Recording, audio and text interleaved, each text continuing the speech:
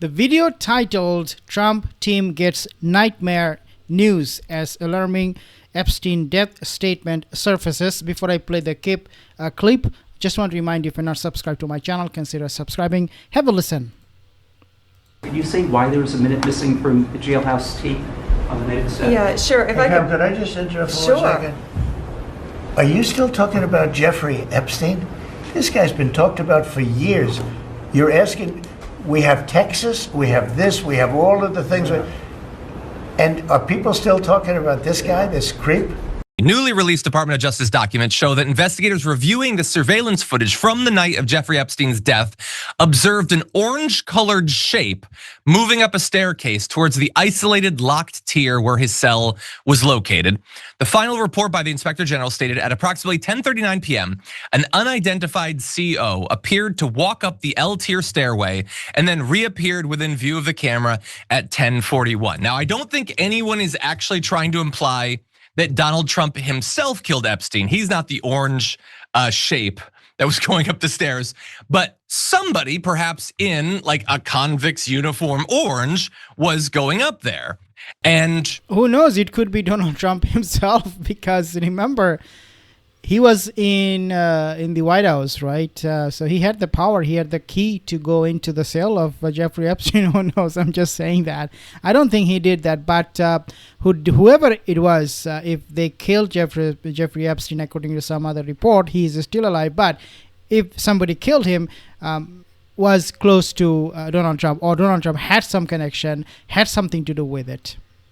I guess we're just never gonna get to find out what that was about, because Pam Bondi's not interested, Kash Patel, Dan Bongino have no questions. It's been in the files since back when they did that interview. Nobody's got any questions about it. Seems a little strange from where I'm sitting. Now, no official time of death was ever determined for Epstein. Again, very suspicious. But official reports state that he died by suicide sometime before 6:30 a.m. when a corrections officer came to a cell to deliver his breakfast and found him. One huge issue with that story is that, and this could just be a typo, maybe, the US Attorney's Office had already drafted multiple statements about Epstein's passing the day before. Now, you can see it right there. I am assuming that has to just be a typo, right?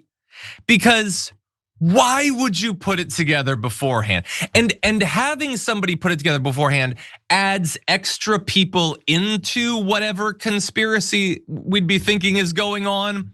It seems needless. It seems too good to be true. But it is yet another thing out there that evidently no questions were asked about, no investigation. Shut up and move on, as Donald Trump says. I guess, JR, that's how we're supposed to respond to this. What do you think?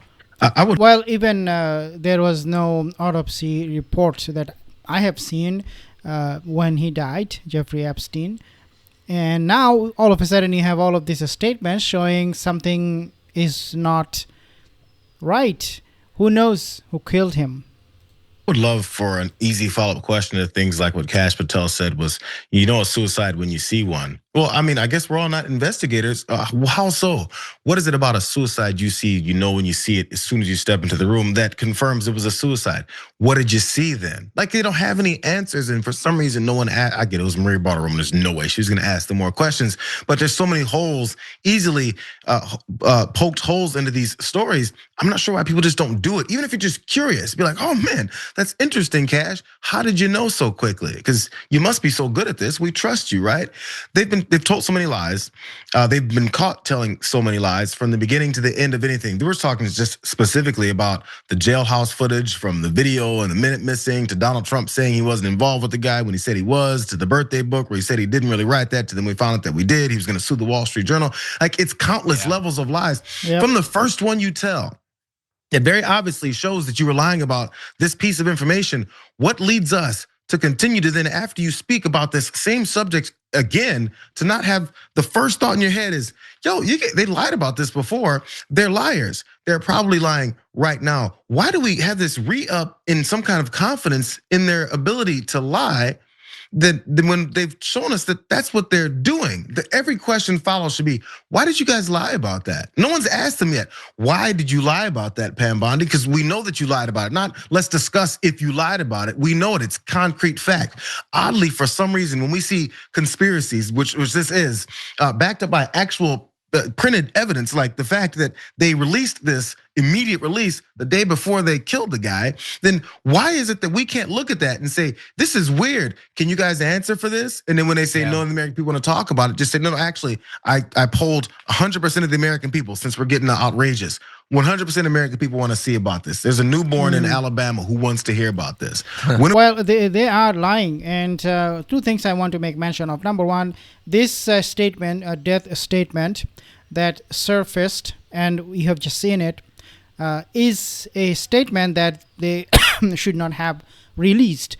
FBI, the authorities, the Attorney General, they released it, right? As if like they knew what had happened with Jeffrey Epstein or what will happen.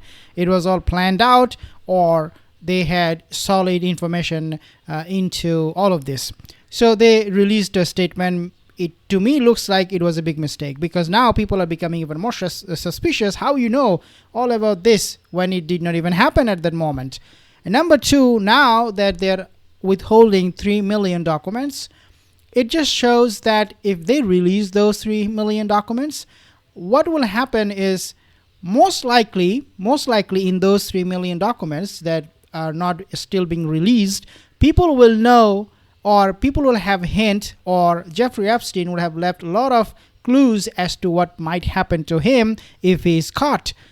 In other words, we would know his killer if they release those remaining 3 million documents, files. That's why, to me, looks like they're not willing to do so. When are we going to ask them the questions about answer for it, or it's time to just move on and take some actions from the fact that we know why you're hiding all of this? It's very... Yeah, they are hiding all of this, and they continue to hide. They continue to lie.